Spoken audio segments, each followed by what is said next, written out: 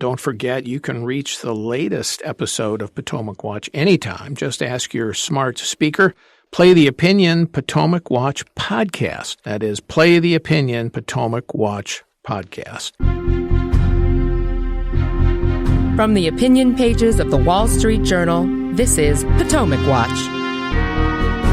Welcome back. I'm Paul Gigot here on our opinion podcast, Potomac Watch, and I'm here with Kyle Peterson and Kim Strassel. All right, let's talk a little bit before we go here about the stakes for Senate control. Couple of scenarios here. A Democratic control, along with control of the House and the White House, would really be an enormous seismic change because what Democrats are promising, they're promising if they get even 51 votes, Chuck Schumer said, we're going to break the Senate's filibuster 60-vote rule, and then they'll run basically down the progressive policy wish list, a California voting law mandate imposed nationwide, a national codification of Roe v. Wade and abortion rights, restructuring the Supreme Court, the PRO Act, which is the act that would return labor law back to the Wagner Act of the 1930s before Taft-Hartley passed, and perhaps even 2 new states, District of Columbia and Puerto Rico. That's not scare tactics. There's Democrats who have proposed and want to do all of these things.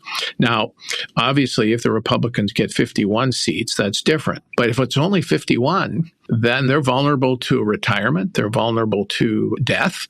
And let's face it, some of these guys are old. You never know what's going to happen in health risks in over 2 years. And then the 2026 map looks much tougher for Republicans. So if Harris wins, Republicans have only 51 or 52 seats. That majority could be wiped out in 2026 because you have Susan Collins up, Tom Tillis in North Carolina, for example. Both of those seats would be highly contested.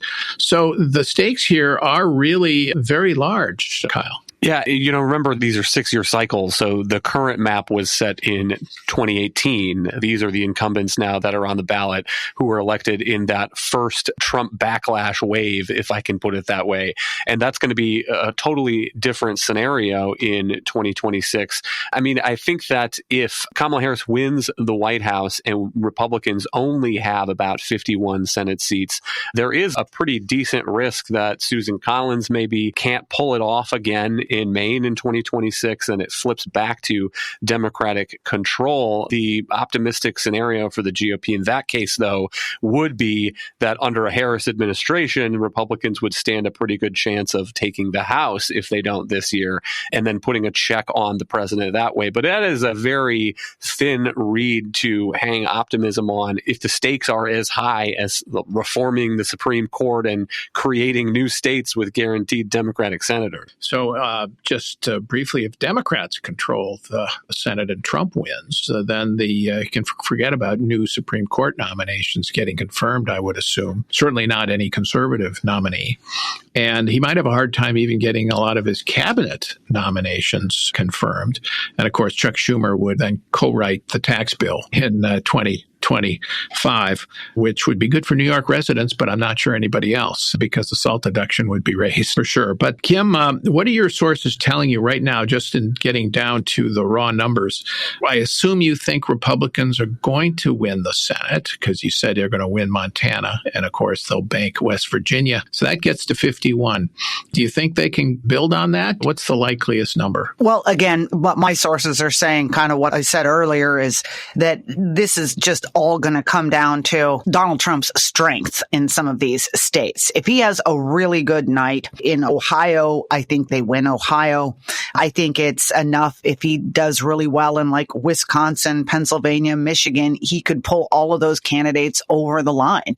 I mean, one other just interesting side note here, we didn't talk about Arizona or Nevada, where Democrats are also struggling to retain seats. And, those races have looked much farther off the field, except for, interestingly, the Senate Leadership Fund just in the past week has dumped more than $6 million into the Nevada race, where Republican Sam Brown is challenging Senator Jackie Rosen.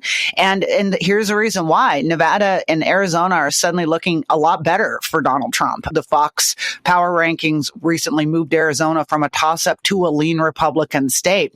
And Republican strategists are saying the Nevada environment hasn't looked this good for for Republicans in 20 years. So that's still a long shot. She looks to be leading Brown by more than 4 points in the state. But again, if that was a really big night for Donald Trump in the West, then it could be enough to pull some of these, like, even unlikely candidates over the line. Is that your upset pick, Kim? I think it's my closer upset pick than, I mean, that would be, yes, I guess it would be, even though I think it's still a real stretch. Yeah, my upset pick is Wisconsin. I think Hoofda has a very good chance of winning that race over Tammy Baldwin if Trump carries the state. All right. Thank you all for listening. It's really going to be fascinating to watch these races on election night. We might not know who wins the presidency, but we might know who controls the Senate. Thanks all for listening. We're here every day on Potomac Watch. I'm Paul Gigot.